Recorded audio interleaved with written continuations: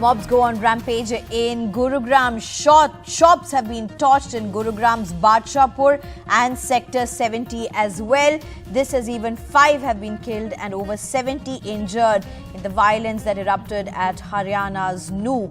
Haryana police has appealed, asking people not to believe rumours. Rajasthan Chief Minister Ashok Gehlot has made a remark on the Jodhpur rape case. He has said the accused are ABVP workers. Chief Minister's remark amid massive protest by BJP in Jaipur. Minor was gang raped at the Jodhpur University campus on July 16th.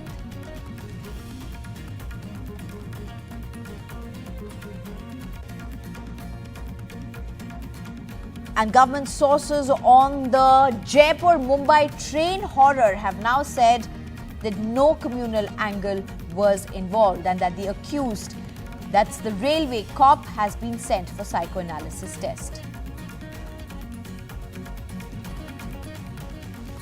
The Supreme Court says there has been an absolute breakdown of unconstitutional machinery in Manipur. Summons the Director General of Police at the next hearing as the government gives data on FIRs being filed and action taken over the last 2 months. Delhi Services Bill discussion in Lok Sabha on Wednesday.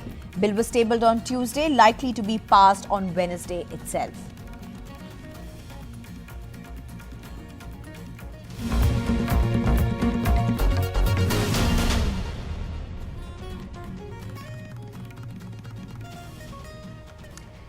Hello, I'm Sneha Koshi. Now, there's been fresh instances of mob violence being reported in Gurugram. On Tuesday night, shops and shanties were set on fire in Gurugram's Sector 70 near a residential complex. Earlier in the day, similar instance was also reported from Gurugram's Badshahpur. I'm being joined by my colleague Priyanshi right now. Priyanshi, just days, or if I may even say hours after what we witnessed in Haryana's Nuh, now you also have ripple effects in neighbouring places like Gurugram. That's right, Sneha. The entire day on Tuesday, we saw several sporadic incidents of violence in Gurugram in several sectors, including Badshahpur. And the latest incident of violence has been seen in the Sector 70 of Gurugram. And the visuals that we're showing you of fire that broke out in Sector 70 as several shops and shanties were set on fire. If I tell you something about the location, it is right next to a residential society called AIPL Homes. And this is just about a few kilometers from the national capital. Gurugram, remember, is right next to the national capital. It comes in the NCR region, and this area is right next to Delhi, where all of this is happening. So this violence, according to what the police commissioner has, Gurgaon police commissioner has told us till now, she says that this violence has started because certain shops were set on fire. Along with that, certain shanties were set on fire as well. There was one scrap shop and some shanties that have been set on fire by a mob. Now, amid all of this, what is the Gurgaon police doing to control the violence? We've seen that early on Tuesday, the Gurgaon police had said that the situation is under control and there are no new incidents of violence. But we've seen after that there are several of these incidents.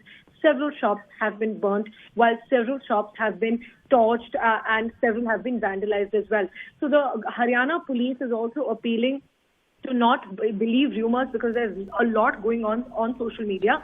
On the other side, in Haryana, the loose sale of petrol and diesel has been prohibited from all petrol stations. They can't sell loose petrol or diesel because that's what's being used to set these shops on fire. On the other side, schools have also been shut for Wednesday as well. Earlier, the schools in Sona region were shut till Tuesday, but now that has been extended till Wednesday as well, as the tensions in the area clearly continue. Right. Thank you, Priyanshi, for those details. In fact, what has just been happening across Gurgaon over the last 14 hours? My colleague Priyanshi Sharma sends us this ground report.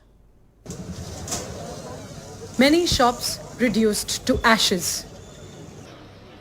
Many vandalized, targeted by a mob of over 200. Small shanties right next to Gurugram's skyscrapers set on fire. As the communal violence that erupted in Haryana's Nuh on Monday spread even further in the Gurugram city, right next to the national capital. Chanting religious slogans, the mobs of hundreds gathered in several parts of Gurugram despite Section 144 being imposed in the city. Behind me, you're seeing some shops that have been burnt, that have been set ablaze just 1 hour ago. You can see there was a mob of around 100 to 200 people that set these shops on fire. You can see that mob. Some of the members of that mob are leaving right behind me. You can see there's a refrigerator there, probably from the restaurant or from the ration shop. There's several other things, boxes. There's a cabinet here that has been completely burnt. These shops completely burnt here in the national capital region. This comes in the national capital NCR region. It's in Gurugram, and this is the Badshahpur area of Gurugram city. The violence continued even after the police assured that the situation was under control, while accepting that they didn't anticipate the violence to scale up. The violence in Gurgaon was an offshoot of the violence that was there in Mewat. Initially, we were not aware that it would spread so soon. Despite security being scaled up, there were targeted attacks, forcing many to shut their shops out of fear.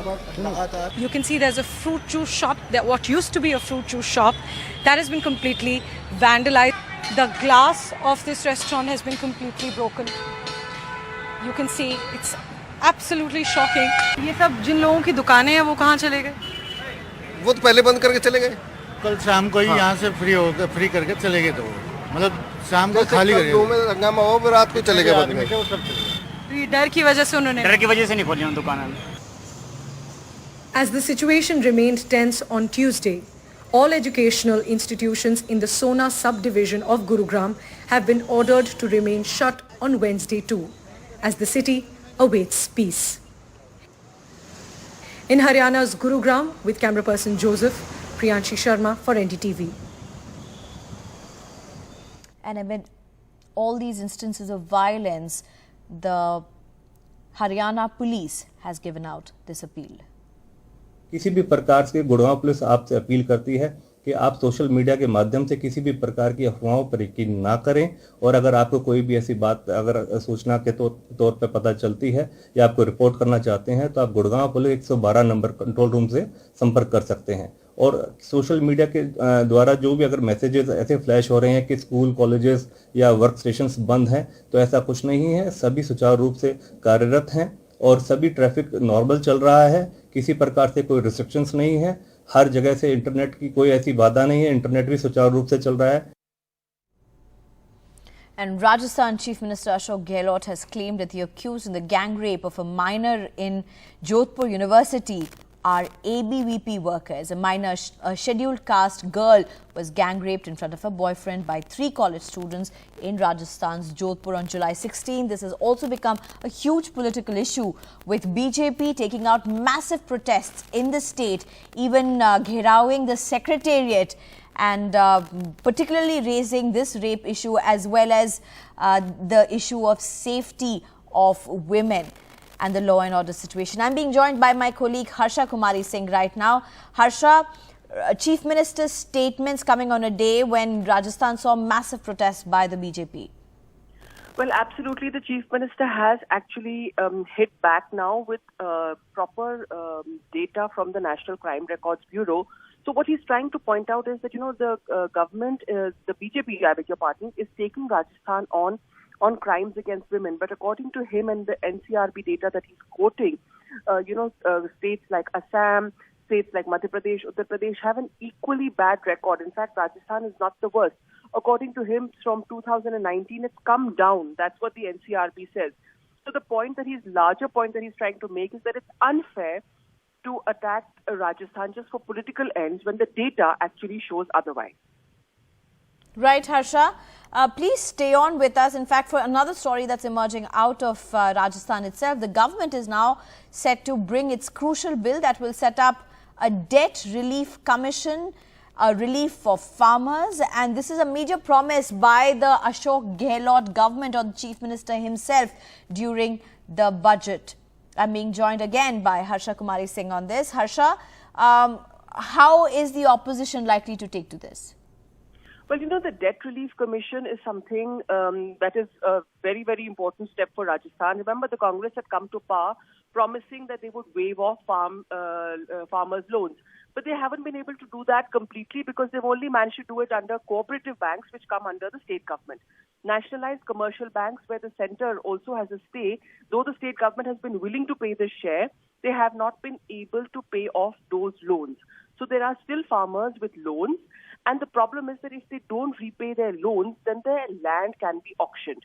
In fact, a year back, the Chief Minister had to intervene to stop this kind of a auction happening. So what will the Debt Relief Commission do? Well, the Debt Relief Commission will be a semi-judicial body, and if a farmer is in distress, he can appeal to the Debt Relief Commission, and the Debt Relief Commission will stay the auction of his land till the case is settled. The Debt Relief Commission will also have the powers to negotiate with banks and look at the farmer's situation and say that, if there's a drought here, for example, and he cannot repay his loan, then it can be extended. So actually what they're doing is they're giving relief from auctioning of land of farmers because they can't repay the loan. Right. Thank you, Harsha, for all of those details. And now the government in the parliament has introduced a bill to replace the contentious Delhi ordinance amid sloganeering and ruckus. It's going to be discussed in the Lok Sabha on Wednesday and likely to be passed as well on Wednesday itself. इसमें स्पष्ट उल्लेख है संविधान में कि बाद से Even as the parliament remained deadlocked over Manipur, the government introduced a bill to replace the contentious Delhi ordinance. संविधान के अधीन Amit Shah tabled the Government of National Capital Territory of Delhi Amendment Bill in the Lok Sabha amidst opposition sloganeering. हमारे संविधान ने इस सदन को संपूर्ण सत्ता दी है कि दिल्ली राज्य के लिए किसी भी कानून को लेकर आने की। सर्वोच्च न्यायालय ने स्पष्ट किया है कि संसद दिल्ली संघ राज्य क्षेत्र के लिए कोई भी कानून बना सकता है। अतः ये सारे जो ऑब्जेक्शन लिए गए हैं वो राजनीतिक है, इसका कोई संवैधानिक आधार नहीं है। There was quick dissent to the bill, led by the Congress. Number two, the bill infringes the principle of representative democracy, which is a basic feature of the Constitution. The legislators are accountable to their electorate. The electorate must have a say in who governs them. If the Delhi government is not able to control and hold to account the officers posted in its service, sir, the fact is that it's their responsibility. The legislature cannot be fulfilled. The Aam Aadmi Party claims the bill will murder the democratic process in Delhi. Delhi का जो अध्यादेश लाया जा रहा है, मुझे नहीं लगता कि इससे ज़्यादा गैर लोकतांत्रिक और असंवैधानिक बिल कभी भी भारत की संसद के भीतर लाया गया है। ये दिल्ली में डेमोक्रेसी को बाबूक्रेसी में तब्दील कर देगा। अब लोकतंत्र नहीं बचेगा, अफसरशाही बचेगी दिल्ली में। The bill gives the centre control over appointments, postings and transfers of Delhi bureaucrats. Some changes from the ordinance offer some respite to the Delhi government in terms of legislation. A key portion that prevented the Assembly from creating laws on State Public Services and State Public Service Commission has been removed. The powers granted to the Lieutenant Governor to appoint chiefs of all bodies, boards and corporations has also been curbed. He will now deal only with bodies set up through an Act of Parliament. The Delhi Ordinance Bill is all set to worsen the standoff between the opposition and the Treasury benches in the Parliament. And remember, the Speaker has allotted 3 days for a discussion on the no confidence motion from 8th to 10th of August. Prime Minister is likely to reply to the motion on 10th of August. And these 3 days from 8th to 10th is likely to witness the maximum fireworks that we have seen in the monsoon session so far. With Pooja Arya in New Delhi, Megha Prasad for NDTV. Well, and the Supreme Court had scathing remarks for the government over the ethnic violence in Manipur, saying that there has been an absolute breakdown of constitutional machinery in the state over the past 2 months. At the hearing, the centre and the state governments had been asked to answer 6 questions by the Supreme Court. Solicitor General Tushar Mehta told the court that over 6,000 FIRs related to the violence had been registered, and 11 of these related to crimes against women and children. Terming the investigation tardy and lethargic, the court demanded the personal presence of the Manipur Director General of Police during the next hearing scheduled for Monday. And the fight for the Wrestling Federation will go right down to the wire. Former Commonwealth Games gold medalist wrestler Anita Sharan, who is one of the witnesses in the sexual harassment case against BJP MP and former World Wrestling Federation of India President Brij Bhushan Sharan Singh, has filed a nomination to succeed the BJP strongman.